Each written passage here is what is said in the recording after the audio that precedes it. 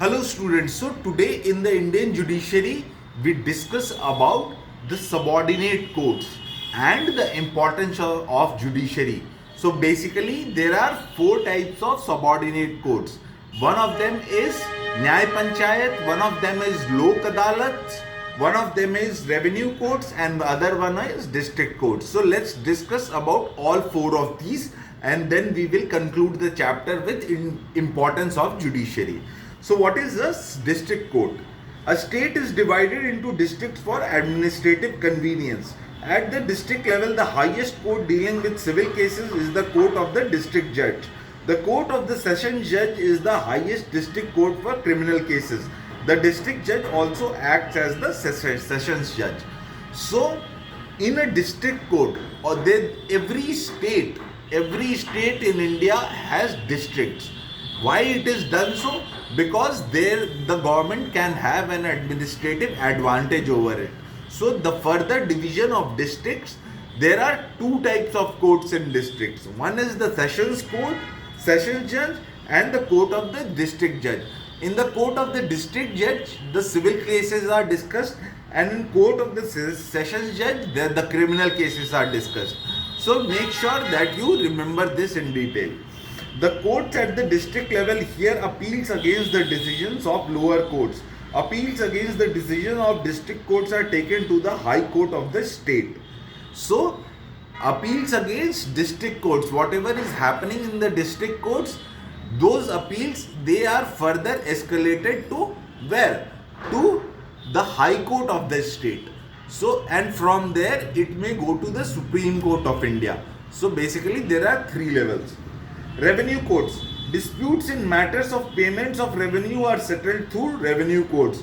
The Board of Revenue is the highest revenue court in a state and appeals can be taken from the Board of Revenue to the High Court. The Court of the Collector is the most important revenue court in a district. Below this, there are lower courts.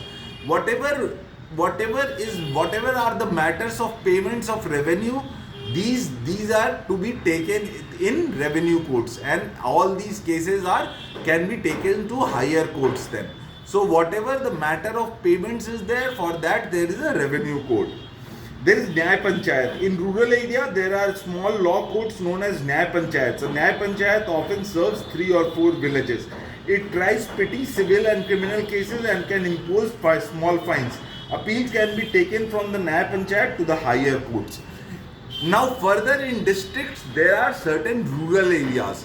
There can be villages in that district. So to run the judiciary of the villages, there are Nyay Panchayats. So Nyay Panchayats are basically, there are 5 panch, and these panch decide who is guilty and who is not. So these panchayats, they deal into small criminal cases and civil cases. So domestic disputes and small theft or such robberies can be taken up to the Nyay Panchayat in the village. Lok Adalats. It is said that justice delayed is justice denied. In our country, the legal process has become lengthy and expensive. To solve this problem, Lok Adalats have been introduced.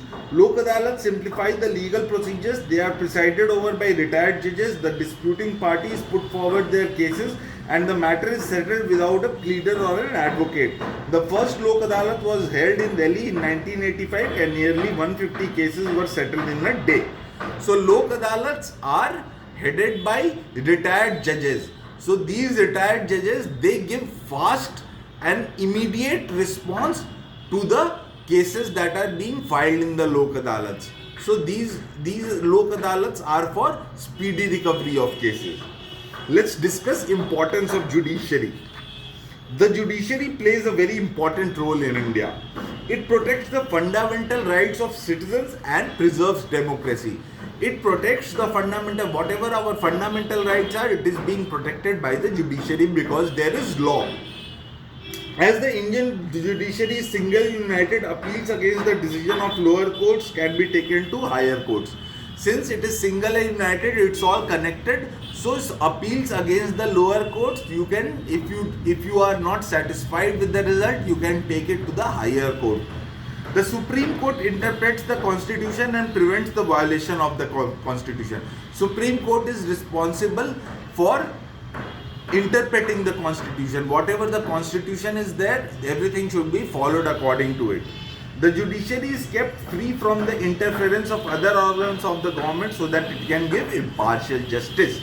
So judiciary, other organs like Indian executive and Indian legislative are separate, and judiciary is single, united and separate. It is free from other organs of government, so it can give impartial justice. So then this brings us to the conclusion of the chapter. We will begin a new chapter in our next class. Students, have a good day.